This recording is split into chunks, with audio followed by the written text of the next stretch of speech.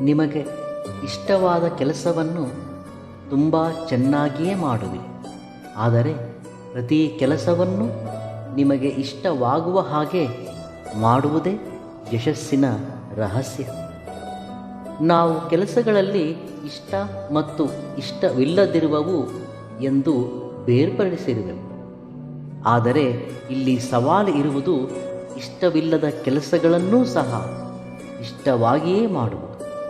ಏಕೆಂದರೆ ಅದು ಅನಿವಾರ್ಯ ಮತ್ತು ಅವಶ್ಯಕ.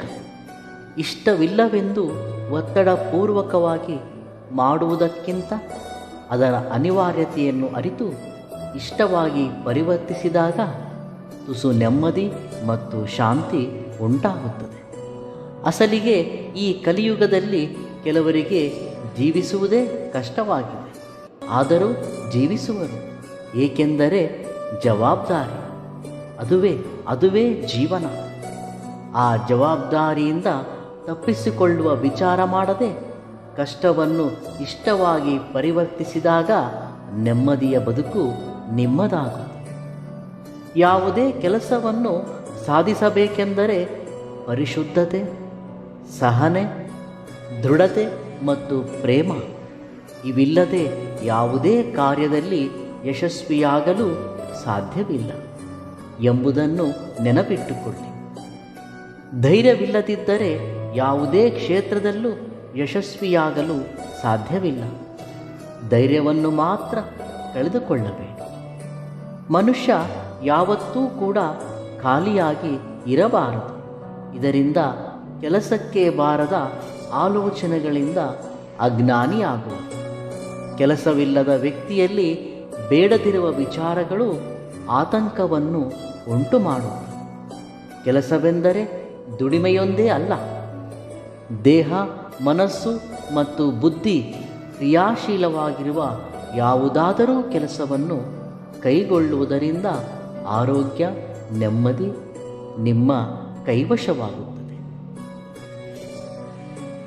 ನಿನ್ನ ಹಿಂದೆ ಏನಿದೆ ಮತ್ತು ನಿನ್ನ ಮುಂದೆ ಏನಿದೆ ಅನ್ನುವುದು ನಿನಗೆ ಅನವಶ್ಯಕ. ಆದರೆ ನಿನ್ನ ಒಳಗೆ ಏನಿದೆ ಎಂಬುದು ತುಂಬ ಮುಖ್ಯ. ಆತ್ಮವಿಶ್ವಾಸವನ್ನು ಮಾತ್ರ ಕಳೆದುಕೊಳ್ಳಬೇಡ. ಏಕೆಂದರೆ ನಿನಗೆ ಅಸಾಧ್ಯವಾಗಿರುವುದು ಯಾವುದೂ ಇಲ್ಲ. ಸಹನೆ ಅನ್ನುವ ಒಂದು ಗುಣದಿಂದ ಅಸಾಧ್ಯವಾಗಿರುವುದನ್ನು ಸಾಧ್ಯ ಮಾಡಬಲ್ಲರು. ಜೀವನದಲ್ಲಿ ಒಂದನ್ನು ನೆನಪಿಟ್ಟುಕೊಳ್ಳಿ. ಯೋಚಿಸದೆ ದುಡುಕಿ ಯಾವುದೇ ಕೆಲಸವನ್ನು ಮಾಡಬಾರದು. ಅದು ನಿಮ್ಮ ಪತನಕ್ಕೆ ಕಾರಣವಾಗುತ್ತದೆ. ಸಹನೆ, ಪ್ರೇಮ, ನಿಜಾಯಿತಿ ಇವುಗಳು ನಮ್ಮ ಆಯುಧಗಳಾದಾಗ ಪ್ರಪಂಚದಲ್ಲಿ ಯಾವ ಶಕ್ತಿಯೂ ನಮ್ಮನ್ನು ತಡೆಯಲು ಸಾಧ್ಯವಿಲ್ಲ. ಮನುಷ್ಯನಲ್ಲಿ ಅಶ್ರದ್ಧೆ, ತಿರಸ್ಕಾರ ಅನ್ನುವುದು ಜೀವನದಲ್ಲಿ ಸಮಸ್ಯೆಗಳನ್ನು ತಂದೊಡ್ಡುತ್ತದೆ. ಎಲ್ಲಿ ಅಶ್ರದ್ಧೆ ಇರುತ್ತದೆಯೋ ಅಲ್ಲಿ ಯಶಸ್ಸಿಗೆ ದಾರಿ ಇರುವುದಿಲ್ಲ. ಬಹಳ ವ್ಯಕ್ತಿಗಳ ಅಪಜಯಕ್ಕೆ ಅವರಲ್ಲಿ ಹಾಸುಹೊಕ್ಕಾಗಿರುವ ಅಶ್ರದ್ಧೆಯೇ ಕಾರಣವೆಂದರೆ ತಪ್ಪಾಗುವುದಿಲ್ಲ. ನಾವು ಮಾಡುವ ಕೆಲಸದಲ್ಲಿ ಎಷ್ಟು ಶ್ರದ್ಧೆ ಇರುತ್ತದೆಯೋ ಅಷ್ಟು ಯಶಸ್ಸು ನಮ್ಮದಾಗುತ್ತದೆ. ಇದಕ್ಕೆ ಕಾಯಕವೇ ಕೈಲಾಸ ಎಂದು ಹೇಳುವುದು. ಬರೀ ಕೆಲಸ ಮಾಡಿದರೆ ಕೈಲಾಸ ಆಗುವುದಿಲ್ಲ. ಜೊತೆಯಲ್ಲಿ ಶ್ರದ್ಧೆಯಿಂದ ಕೂಡಿದ ಕಾಯಕ ಆಗಬೇಕು. ಅದು ನಿಜವಾದ ಕೈಲಾಸ. ಜೀವನದಲ್ಲಿ ಒಂದನ್ನು ಯಾವತ್ತೂ ನೆನಪಿಟ್ಟುಕೊಳ್ಳಿ. ನಮ್ಮನ್ನು, ನಮ್ಮ ಜೀವನವನ್ನು ತೀಡಿತಿದ್ದುವುದು ನಮ್ಮ ಒಂದು ಆಲೋಚನೆಗಳೇ. ಉನ್ನತವಾಗಿ ಯೋಚಿಸಿ, ಉನ್ನತವಾಗಿ ಜೀವಿಸಿ. ಉನ್ನತವಾದ ವಿಚಾರಗಳು ಮನುಷ್ಯನನ್ನು ಎತ್ತರಕ್ಕೆ ಕೊಂಡೊಯ್ಯುತ್ತದೆ. ಯಾರ ಯೋಚನೆಗಳು ನಕಾರಾತ್ಮಕವಾಗಿ ಇರುತ್ತವೆಯೋ ಅವರಿಗೆ ಪ್ರಪಂಚವು ನಕಾರಾತ್ಮಕವಾಗಿಯೇ ತೋರುತ್ತದೆ.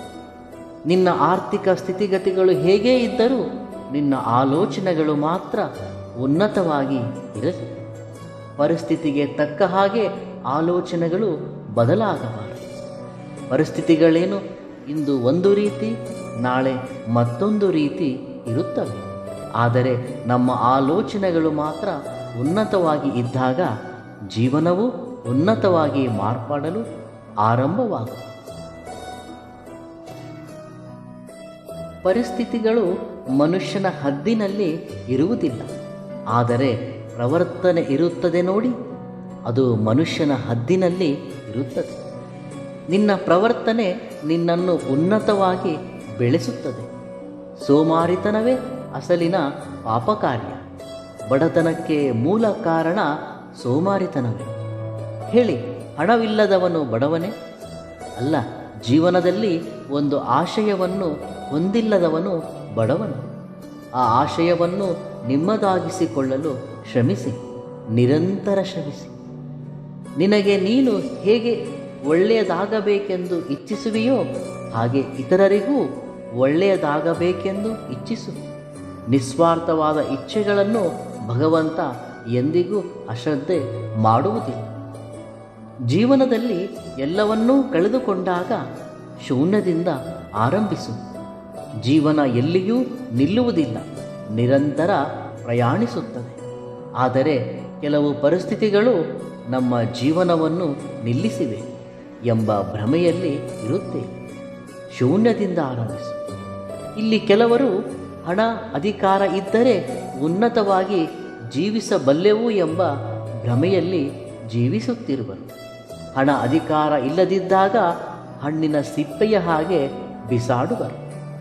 ಉನ್ನತವಾದ ವ್ಯಕ್ತಿತ್ವವನ್ನು ನಿರ್ಮಿಸಿಕೊ. ಹಣ ಅಧಿಕಾರ ಇದೆ ಎಂದು ದರ್ಪವನ್ನು ಮೆರೆಯಬೇಡ.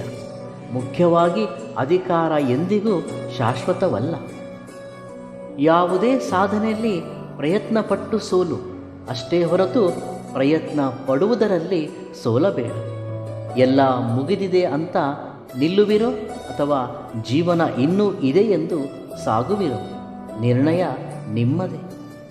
ಯಾವುದೇ ಏನೇ ಆಗಲಿ, ನೀನು ಅಂದುಕೊಂಡದ್ದು ಸಾಧಿಸುವವರೆಗೂ ನಿಲ್ಲಬೇಡ. ಸಂತೋಷ ಶಾಶ್ವತವಲ್ಲ ಎಂದು ತಿಳಿದ ನಿನಗೆ ದುಃಖವು ಶಾಶ್ವತವಲ್ಲ ಎಂದು ಏಕೆ ತಿಳಿಯುತ್ತಿಲ್ಲ? ಸಹನೆ ಇರಲಿ, ಕಷ್ಟವೂ ಕೂಡ ಒಂದು ದಿನ ಕರುಣೆ ತೋರುತ್ತದೆ. ನಿನ್ನ ಆಶಯ ನಿನ್ನ ದರಿಗೆ ಸೇರಿಸುತ್ತದೆ. ಧೈರ್ಯದಿಂದ ಇರಿ, ಶಾಂತಿಯಿಂದ ಇರಿ, ಸಮಾಧಾನದಿಂದ ಇರಿ. ಖಂಡಿತವಾಗಿಯೂ ಎಲ್ಲವೂ ಒಳ್ಳೆಯದೇ ಆಗುತ್ತದೆ. ಇವೆಲ್ಲವುಗಳಲ್ಲಿ ನಿಮಗಿಷ್ಟವಾದ ಸೂಕ್ತಿಯನ್ನು ಕಾಮೆಂಟ್ ಮುಖಾಂತರ ತಿಳಿಸಿ. ವಿಡಿಯೋ ಇಷ್ಟವಾದಲ್ಲಿ ಸಬ್ಸ್ಕ್ರೈಬ್ ಮಾಡಿ ಮತ್ತು ಲೈಕ್ ಮಾಡಿ. ಧನ್ಯವಾದಗಳು.